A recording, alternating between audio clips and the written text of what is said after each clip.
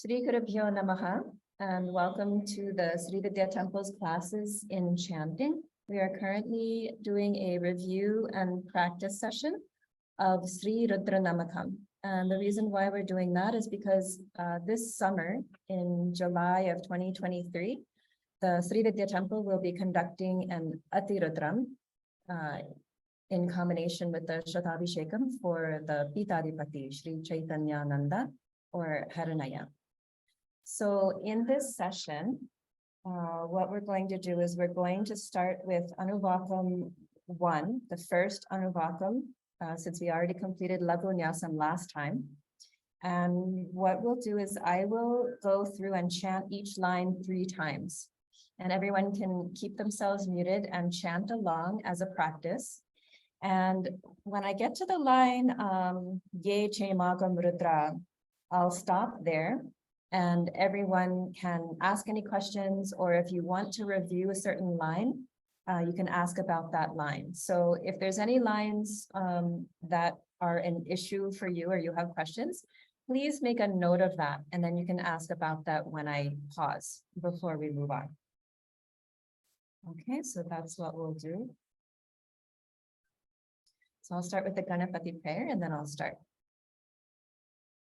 Let me just check the chat to see if there's any messages.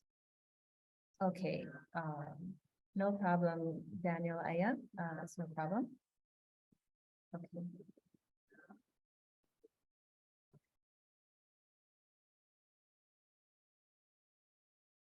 Om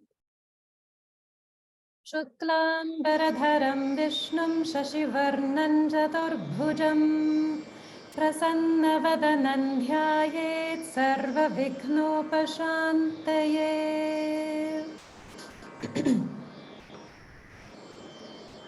Om namo bhagavate rudraya.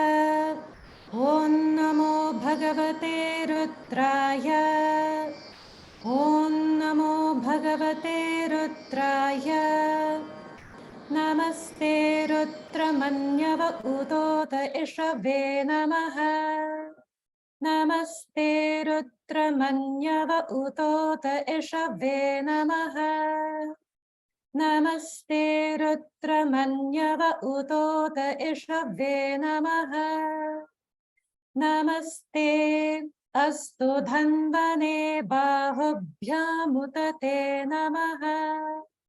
Namaste Astu Dhanvane Bahubhyamutate Namaha. Namaste Astu Dhanvane Bahubhyamutate Namaha.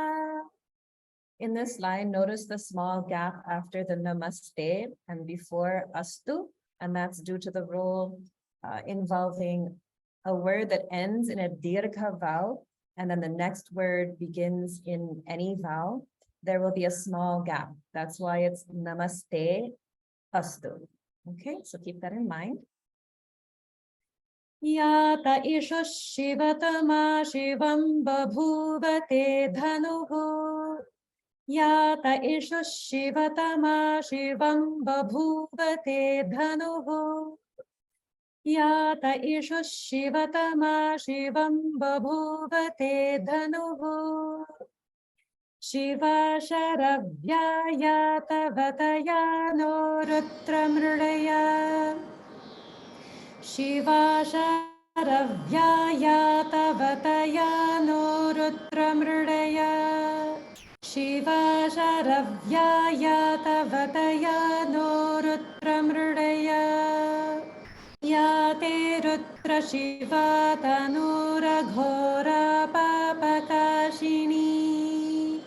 Yate Rutra Shiva Tanura Ghora Papakashini. Yate Rutra Shiva Tanura Ghora Papakashini. Tayanasthanuva Shantamaya Girishantabhijakashihi. Tayanasthanuva Shantamaya Girishantabhijakashihi. Tayanasthanuva Shantamaya Girishantabhijakashihi. Yameshantabhijakashihi Yameshangirishantahasti bibharashastave Yameshangirishantahasti bibharashastave. In this line, notice in Vibharashastave, there's a slight roll of the r before the sha, and that's due to the swarabhakti of ra or repa combined with another sound in the same syllable. So that becomes something like Vibharashastave, bharashas, bharashas. Okay, I'll do it one more time. Yameshangirishantahasti bibharashastave Shivangiritratam kurumahi gumsi purushan jagat Shivangiritratam kurumahi gumsi purushan jagat Shivangiritratam kurumahi gumsi purushan jagat Shivena vachasa tva girishat chavadamasi Shivena vachasa tva girishat chavadamasi. In this line, notice the holding after dirgha in vachasatva, vachasatva, and then again with girishat cha, girishat cha. I'll do it one more time. Shivena vachasatva girishat chavadamasi Yatha na sarvamijjagada yakshmagum sumana asate Yatha na sarvamijjagada yakshmagum sumana asate Yatha na sarvamijjagada yakshmagum sumana asate Adhyavochadadhivakta prathamo daivvyobhishak Adhyavochadadhivakta prathamo daivvyobhishak Adhyavochadadhivakta prathamo daivvyobhishak Ahiguscha sarva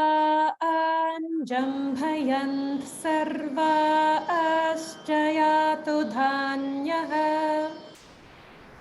Ahiguscha sarva anjambhayant sarva aschayatu dhanyaha Ahiguscha sarva anjambhayant sarva aschayatu dhanyaha Asau yastamro aruna uta babhrusu mangalaha Asau yastamro aruna uta babhrusu mangalaha Asau yastamro aruna uta babhrusu mangalaha Ye che magam rudra abhito dikshu shrita sahasrasho vaishagam heda imahe Ye che magam rudra abhito dikshu shrita sahasrasho vaishagam heda imahe Ye che magam rudra abhito dikshu shrita sahasrasho vaishagam heda imahe. Okay, so now I'd like to pause and see if anyone has any questions or anything they'd like to review. So if you have questions, please unmute yourself, or you can enter a message in the chat and let us know.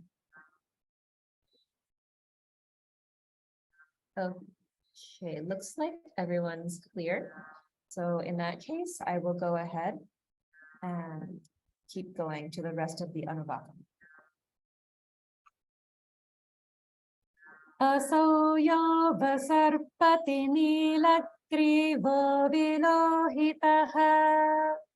Asau vasarpati nilakrivo vilohitaha. Asau vasarpati nilakrivo vilohitaha. Udainang gopa adrushan udaharyaha. Udainang gopa adrushan udaharyaha. Udainang gopa adrushan udaharyaha. Udainam vishpa bhutani sadrishto mridayatinaha. Udainam vishpa bhutani sadrishto mridayatinaha. Udainam vishpa bhutani sadrishto mridayatinaha. Namo astu nilakkrivaya sahasrakshaya midhushe. Namo astu nilakkrivaya sahasrakshaya midhushe. Namo astu nilakkrivaya sahasrakshaya midhushe. Atho ye asya sattva no hantebhyo karannamaha. Atho ye asya sattva no hantebhyo karannamaha. Atho ye asya sattva no hantebhyo karannamaha. Pramancha dhanvanastvamubayorartniyorjyam. Pramuncha dhanvanastvamubayorartniyorjyam. Pramuncha dhanvanastvamubayorartniyorjyam. Yascha te hasta ishavah parata bhagavo vapa. Yascha te hasta ishavah parata bhagavo vapa. Yascha te hasta ishavah parata bhagavo vapa.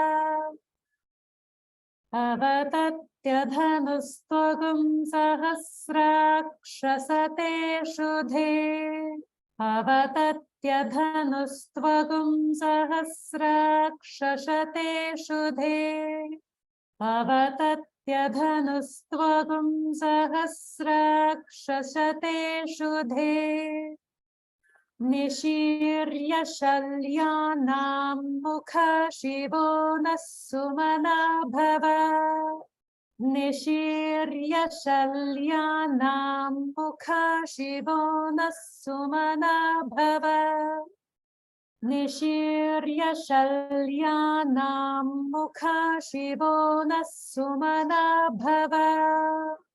Vidyandhanu kapartino vishalyo barnavagam uta. Vidyandhanu kapartino vishalyo barnavagam uta. Vidyandhanu kapartino vishalyo barnavagam uta. Aneshannasyeshava abhurasya nishangatihi. Aneshannasyeshava abhurasya nishangatihi. Aneshannasyeshava abhurasya nishangatihi. Yate hetermidhushtamahste babhuvate dhanuhu. Yate hetermidhushtamahste babhuvate dhanuhu. याते हेतिर्मीढुष्टमहस्ते बभूवते धनुः तयास्मान् विश्वतस्त्वमयक्ष्मया परिभुज तयास्मान् विश्वतस्त्वमयक्ष्मया परिभुज. In this line, you can see an example of one particular rule where there's a word that ends in nakara, na with halant, so na by itself, and it's followed by a va sound with a lower swara. So in that case, there will be a slight gap after the in. So in this text, what I did is I put a comma. So in some texts, there will be a comma to help you see that rule.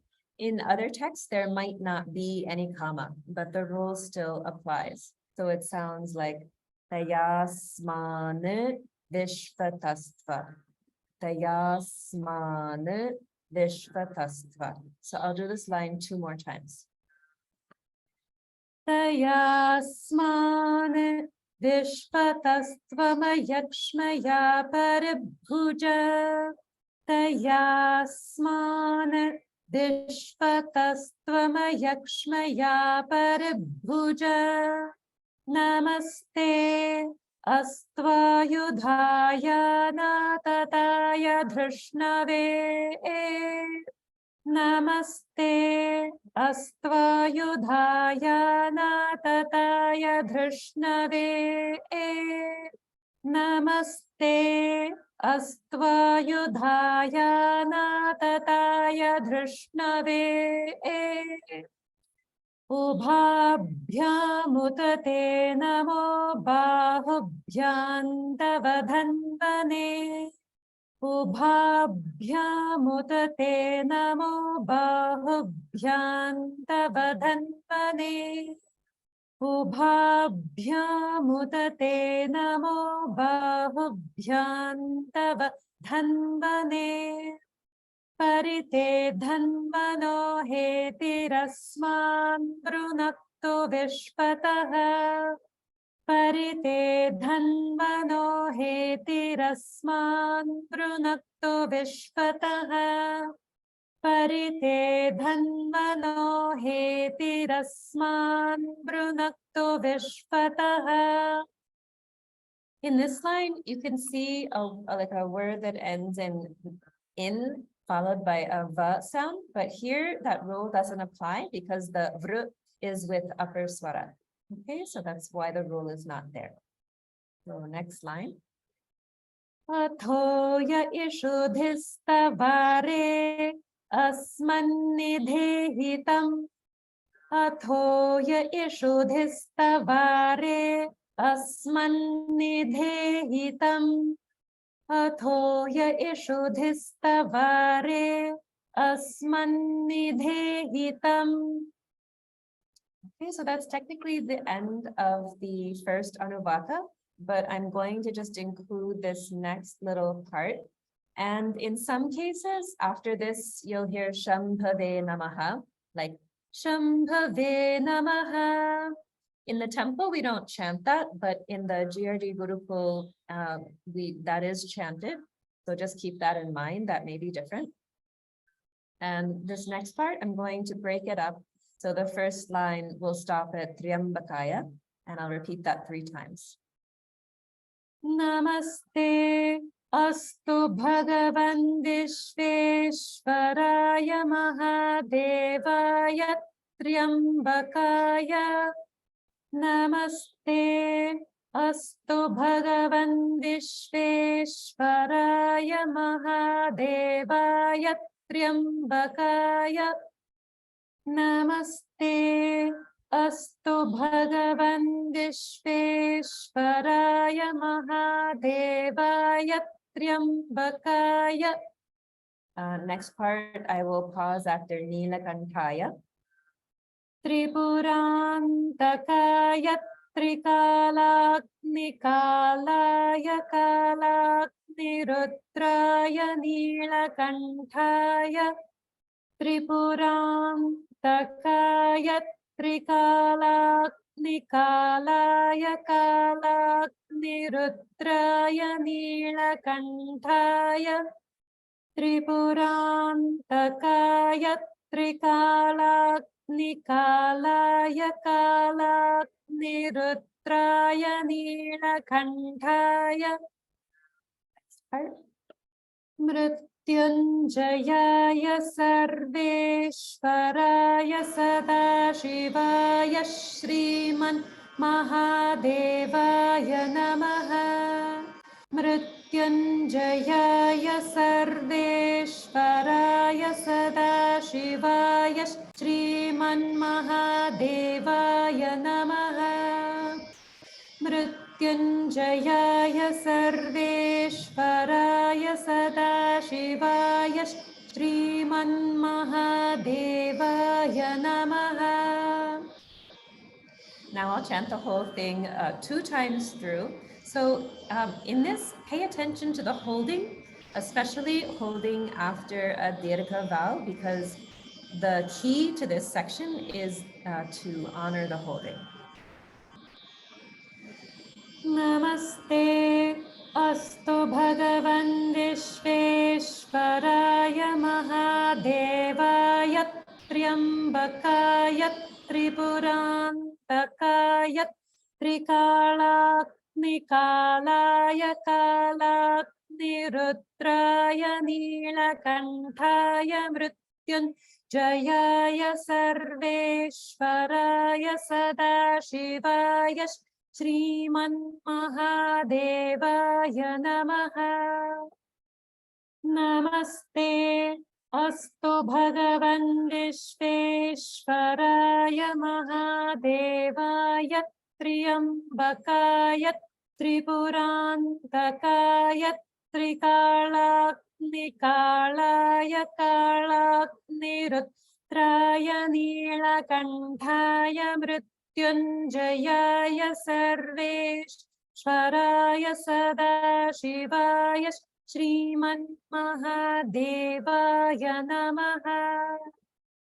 And the thing about holding is that it makes it easier to find a place where you can breathe. So if you find yourself needing to take a breath before the end of the line, try to do it where there's holding, especially holding after Dirgha, because there will be an extra beat of time that you can take the breath and you'll still keep pace with everyone else.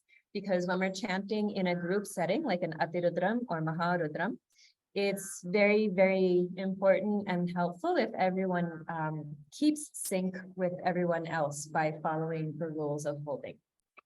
Okay, so that's the end of the first Anuvakam. So does anyone have any questions or any particular lines they're not sure about? If so, please unmute yourself and feel free to ask anything.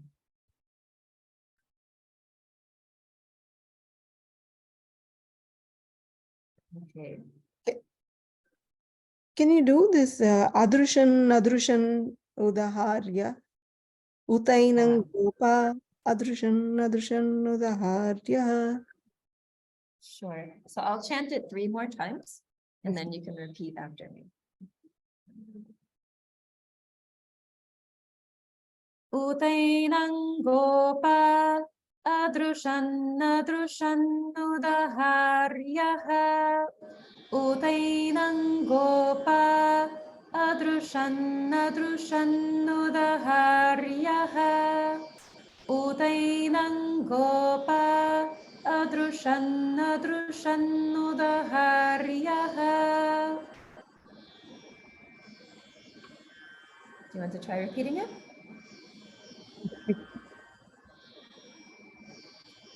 Utainang gopa adrushan udaharya.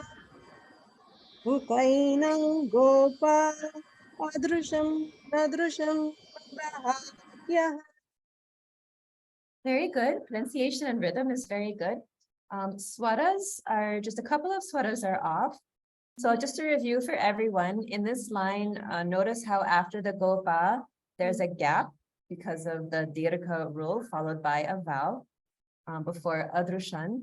And if you're looking at the docs that I created, that we put the link to, I've added dashes to break up the longer words. So if you're looking at another document, you might not see any dashes, so it might just be one long word. But if you look at the dashes, you can break it up as adrushan, nadrushan, nudaharyaha. Adrushan, nadrushan, nudaharyaha.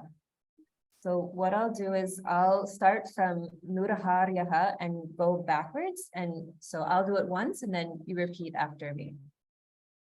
Nudaharyaha. Nudaharyaha. Nudaharyaha. Nadrushan nudaharyaha. Nadrushan nudaharyaha. Nadrushan nudaharyaha. Good. Adrushan nadrushan nudaharyaha. Adrusham nadrusham nudaharyaha. Adrusham nadrusham nudaharyaha. Okay, it's very good. The only place where the swaras are going off is in the first adrushan. So it may be hard for you to see like which syllable the swaras are attached to because they're short syllables. So sometimes it looks like the swara might be on a different syllable. So in this one, the a is upper swara, the dru is middle swara, and the shan is lower swara. So it sounds like adrushan, adrushan. So the full part would be adrushan, adrushan, nudaharyaha. Adrusham nadrusham nudaharyaha. Adrusham nadrusham nudaharyaha.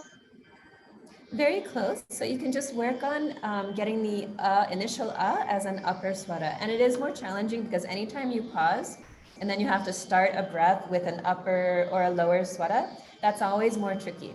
So those are the places where we all want to do a little more practice so that we can get used to chanting that. Okay. Okay. So any other questions on any lines? So feel free to ask. Okay, so it seems like It was very easy to follow, Amma. Thank you so much. Okay, good. Good. Very glad Because to hear I am that. referring to the text which you made it, right? I'm referring to the text which you had uploaded in the Google Drive.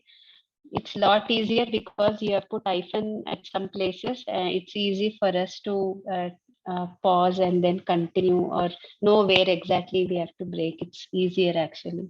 Thank you so Okay. much. Good. I'm really glad that's helpful. It does take a bit of effort to go through and put all the dashes in, but I know that does pay off for people. And I myself find it very challenging to chant something when there's no dashes at all, or the words are all just combined into one string. I find that really challenging. And so I know that for people that are learning, it's really important to break it up a little. And it's not the conventional way. Like if we were publishing a book, some Orthodox people will say, oh, no, don't put any dashes. But the thing is, we're all, with busy lives and responsibilities, we only have a certain amount of time to learn these things and practice. So if we can make something a little bit easier, I feel like it's better to do that. And it will help us to chant more accurately. And in the long run, that's the most important thing. So that's why I feel to put that. So I'm glad that was helpful. That's very mindful because I've been referring to Ramakrishna Math's Veda book.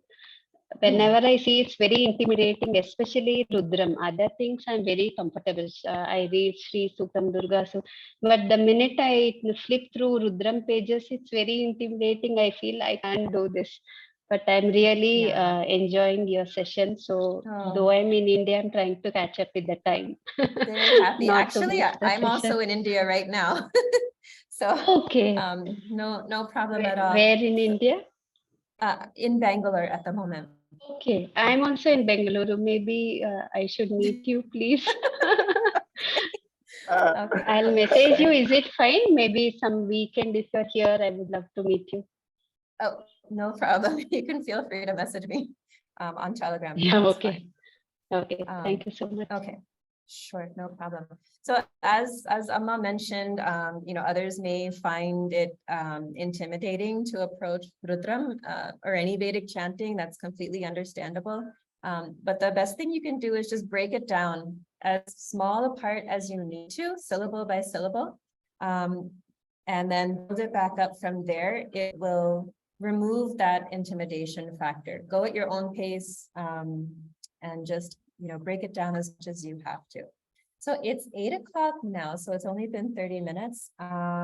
So what I would like to do is just go back to the beginning and I'll chant the first Anuvakam, but a little bit faster. Okay, so if you can keep up, that's great. If not, you can just listen.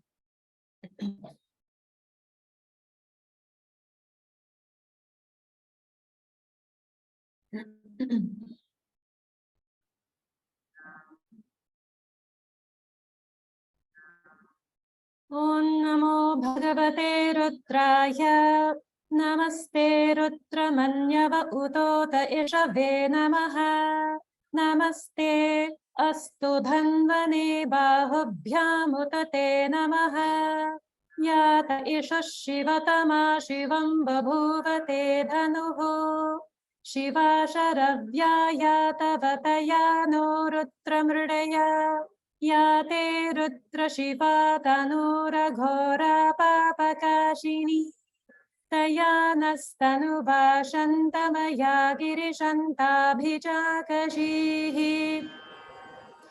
यामिषं गिरिशन्तहस्ते बिभर्षस्तवे शिवाङ्गिरित्रतां कुरु माहि गुंसीः पुरुषं जगत् शिवेन वचसा त्वा गिरिशाच्छावदामसि यथा नः सर्वमिज्जगदयक्ष्मगुं सुमना असत् अध्यवोचदधिवक्ता प्रथमो दैव्योऽभिषक् अहीकुश्च सर्वा आञ्जम्भयन्त् सर्वा आश्च यातु धान्यः असौ यस्ताम्रो अरुण उत बभ्रुः सुमङ्गलः ये चेमागुं रुद्रा अभिदो दिक्षुश्रिताः सहस्रशो वैशाखुं हेड ईमहे असौ यो वसर्पति नीलग्रीवो विलोहितः उतैनं गोपा अदृशन्नदृशन्नुदहार्यः उतैनो विश्वा भूतानि सदृष्टो मृडयाति नः नमो अस्तु नीलग्रीवाय सहस्राक्षाय मेढुषे अथो ये अस्य सत्त्वानो हन्तेभ्यो करन्नमः प्रमुञ्च धन्वनस्त्वमुभयोरार्त्नयोर्जाम् याश्च ते हस्त इषवः पराता भगवो वप अवतत्यधनुस्त्वगुं सहस्राक्षशते शुधे निशीर्य शल्यानां मुखा शिवो नः सुमना भव विज्जन्धनुः कपर्तिनो विशल्यो बाणवागुम् उत अनेशन्नस्येषव आभुरस्य निषङ्गतिः या ते हेतिर्मीढुष्टमहस्ते बभूव ते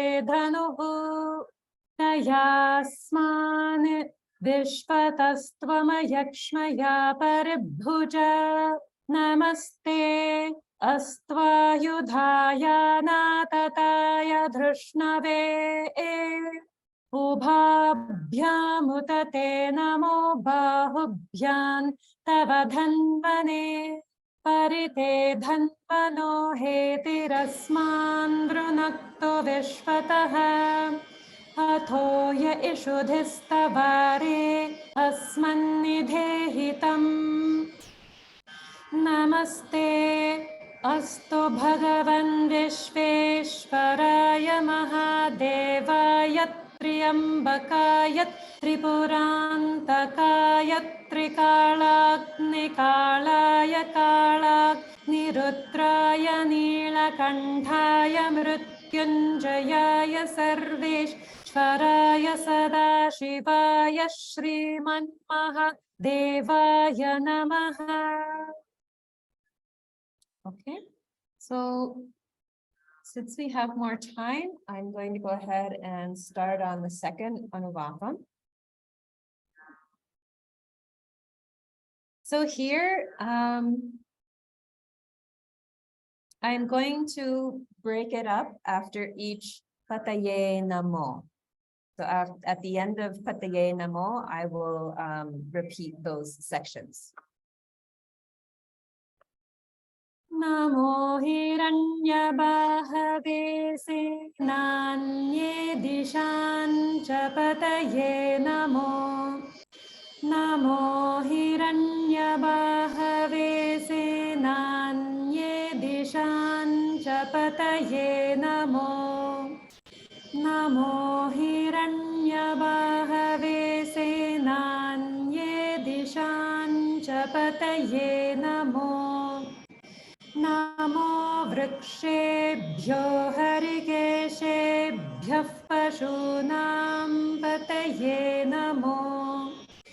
Namo Vrikshebhyo Harikeshebhyah Pashunam Pataye Namo.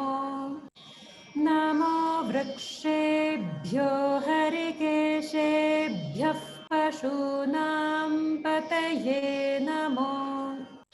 Namo Vrikshebhyo Harikeshebhyah Pashunam Pataye Namo.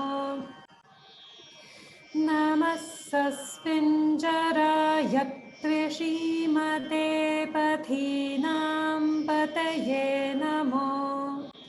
Namasasvinjaraya Tvishimate Pathinam Pataye Namo. Namasasvinjaraya Tvishimate Pathinam Pataye Namo. Namo Babhushaya Vivyadhine Nanam Pataye Namo. Namo Babhushaya Vivyadhine Nanam Pataye Namo. Namo Babhushaya Vivyadhine Nanam Pataye Namo. In this part, notice the holding after dirgha, nenanam, nenanam. There's a double na and there's holding on that. So just pay attention to that. Moving on. Namo Harikeshayopavidine Pushtanam Pataye Namo. Namo Harikeshayopavidine Pushtanam Pataye Namo. Namo Harikeshayopavidine Pushtanam Pataye Namo. Namo Bhavasya Hetyai Jagatam Pataye Namo. Namo Bhavasya Hetyai Jagatam Pataye Namo. Namo Bhavasya Hetyai Jagatam Pataye Namo. Namo Rudraya Tatavine Kshetranam Pataye Namo. Namo Rudraya Tatavine Kshetranam Pataye Namo. In this line, the tricky part is the holding in Kshetranam. So Tavine Kshe, there's holding on the ik. tavine kshe, and then again on it in kshetranam, kshetranam. So it's two examples of holding after dirgha right in a row. So definitely we want to pay attention to places like that. So I'll chant this line 2 more times. Namo Rudraya Tatavine Kshetranam Pataye Namo. Namo Rudraya Tatavine Kshetranam Pataye Namo. Namasutaya Hantyaya Vananam Pataye Namo. Namasutaya Hantyaya Vananam Pataye Namo.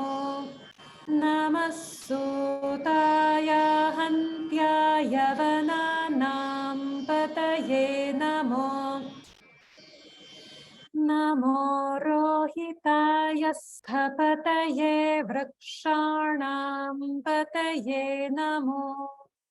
Namo Rohitaya Sthapataye Vrikshanam Pataye Namo.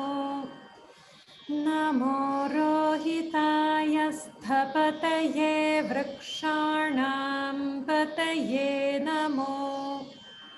Namo Mantrine Vanijaya Kakshanam Pataye Namo. Namo Mantrine Vanijaya Kakshanam Pataye Namo. Namo Mantrine Vanijaya Kakshanam Pataye Namo. Namo Bhuvantaye Varivaskrutayaushadhinam Pataye Namo. Namo Bhuvantaye Varivaskrutayaushadhinam Pataye Namo. Namo Bhuvantaye Varivaskrutayaushadhinam Pataye Namo. Nama Uchchairghoshaya Krandayate Pattinam Pataye Namo. Nama Uchchairghoshaya Krandayate Pattinam Pataye Namo. Notice in this line, there's some more examples of holding after dirgha that we want to pay attention to. So, Uchchair, Airgho, Airghosha, Airghosha, and then again, Ya Krandayate, Ya Krandayate. So the ik in Kranda, there's holding there. So I'll chant that line 2 more times. Nama Uchchairghoshaya Krandayate Pattinam Pataye Namo. Nama Uchchairghoshaya Krandayate Pattinam Pataye Namo. Namah Kritsna Vitaya Dhavate Sattvanam Pataye Namaha. Namah Kritsna Vitaya Dhavate Sattvanam Pataye Namaha. Namah Kritsna Vitaya Dhavate Sattvanam Pataye Namaha. So in this section, notice that there's a visarga in Namah Kritsna. So the way we pronounce this visarga is like a sound, like a hard or heavy breathing, but they're still holding on the visarga. So it's very easy to forget that because it's sometimes a little bit hard to hear that pronunciation because it sounds soft. So you might not hear it in the audio, but it's definitely there. So it's like Namah Kritsna, Namah Kritsna. So I'll chant that line 1 more time. Namah Kritsna Vitaya Dhavate Sattvanam Pataye Namaha. And one more small point I want to make is that as we get into the rest of Namakam, obviously it's called Namakam because the word Namaha comes many times. And due to the rules of Sandhi in Sanskrit, that Namaha can be pronounced in different ways. It could be Namaha, Namah, Namas, Namo, Nama, with no visarga at all, and so on. So the word Namo will come many, many times, and sometimes it will be Namo with an upper swara on the O, and sometimes it will be with a lower swara. So it's very easy to get into the habit of chanting the Namo in the same exact way every single time. And we definitely don't want to do that because that's how we will end up going wrong. So please don't get into a sort of a sing-songy repetition of Namo, Namo, Namo. Please pay attention to what the swaras actually are. So for that, you'll want to look at the text while you're practicing and really focus on where the swaras actually are and make sure that you're chanting accurately. So before I do the full Anuvakam, I just want to pause and see if anyone has any questions on the second Anuvakam.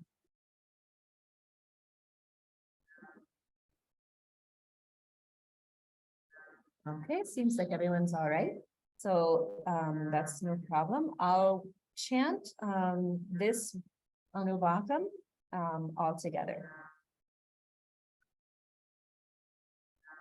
Namo Hiranyabahave Senanye Dishan Chapataye Namo Namo Vrakshebhyo Harikeshebhyah Pashunam Pataye Namo Namaskasvinjarayat Trishimate Pathinam Pataye Namo Namo Babhushaya Divyadhine Nanam Pataye Namo Namo Harikeshayopavitine Pushtanam Pataye Namo Namo Bhavasya Hetyai Jagatam Pataye Namo Namo Rudraya Tatavine Kshetranam Pataye Namo Namah Sutaya Hantyaya Vananam Pataye Namo Namo Rohitaya Sthapataye Vrikshanam Pataye Namo Namo Mantrine Varnijaya Kakshanam Pataye Namo Namo Bhuvantaye Varivaskrutaya Ushadhinam Pataye Namo Nama Uchchairghoshaya Krandayate Pattinam Pataye Namo Namah Kritsna Vitaya Dhavate Sattvanam Pataye Namaha. Okay, so that's the full Anuvakam. So I think what I'll do, since we only have about, it's 8:22, and technically we could go until another half an hour. But I was traveling today from another part of India, so I would like to just stop it after 1 hour. So I'm going to go back to the beginning. It's two separate documents, so that's a little tricky. So I'm going to go back to the first Anuvakam and chant it a little bit faster, so that we get a little bit of practice chanting at a different pace. So starting from the first Anuvakam, it's a separate document if you're following the ones that I prepared. Om Namo Bhagavate Rudraya Namaste Rudramanyava Udota Ishave Namaha Namaste Astu Dhanvane Bahubhyamutate Namaha Yata Isha Shivatama Shivam Babhuvate Dhanuhu Shiva Sharavya Yata Vataya No Rudramurdaya Yate Rudra Shiva Tanura Ghora Papakashini Taya यानस्तनुवाशन्तमया गिरिशन्ताभिजाकशीः यामिषुं गिरिशन्तहस्ते बिभर्षस्तवे शिवाङ्गिरित्रतां कुरु माहि गुंसीः पुरुषं जगत् शिवेन वचसा त्वा गिरिशाच्छावदामसि यथा नः सर्वमिज्जगदयक्ष्मगुं सुमना असत् अध्यवोचदधिवक्ता प्रथमो दैव्योऽभिषक् अहीकश्च सर्वा आञ्जम्भयन् सर्वा आश्च यातु धान्यः असौ यस्ताम्रो अरुण उत बभ्रुः सुमङ्गलः ये चेमागुं रुद्रा अभितो दिक्षुश्रुताः सहस्रशो वैशाखं हेड ईमहे असौ यो वसर्पति नीलग्रीवो विलोहितः भूतैनं गोप अदृशन्नदृशन्नुदहार्यः भूतैनो विश्वभूतानि सदृष्टो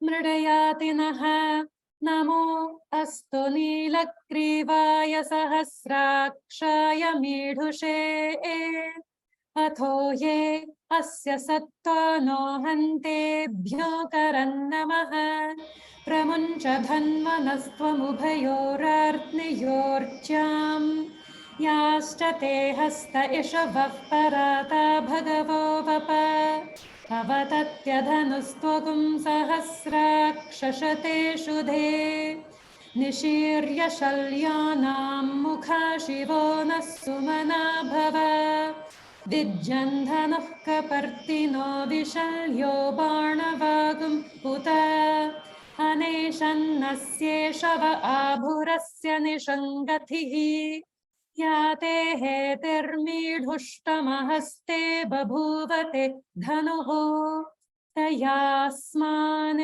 विश्वतस्त्वमयक्ष्मया परिभुज नमस्ते अस्त्वायुधाय नातताय धृष्णवे उभाभ्यामुत ते नमो बाहुभ्यां तव धन्वने परिते धन्वनो हेतिरस्मान् वृणक्तु विश्वतः अथो य इषुधिस्तवारे अस्मन्निधेहितम् नमस्ते अस्तु भगवन् विश्वेश्वराय महादेवाय त्र्यम्बकाय त्रिपुरान्तकाय त्रिकालाग्निकालाय कालाग्निरुद्राय नीलकण्ठाय मृत्युञ्जयाय सर्वेश्वराय सदाशिवाय श्रीमन्महादेवाय नमः.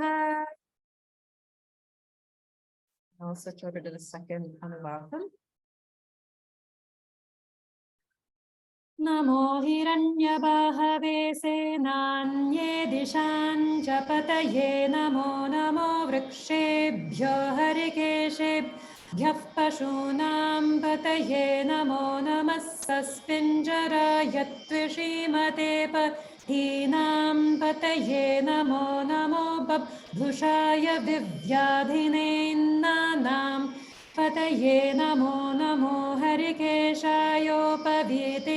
पुष्टानां पतये नमो नमो भवस्य हेत्यै जगतां पतये नमो नमो रुद्राय तथा विने क्षेत्राणां पतये नमो नमः सूताय हन्त्याय वनानां पतये नमो नमो रोहिताय स्थपतये वृक्षाणां पतये नमो नमो मन्त्रिणे वाणिजाय कक्षाणां पतये नमो नमो भुवन्तये वारिवस्कृताय षधीनां पतये नमो नम उच्चैर्घोषाय क्रन्दयते पत्तीनां पतये नमो नमः कृत्स्नवीताय धावते सत्त्वनां पतये नमः.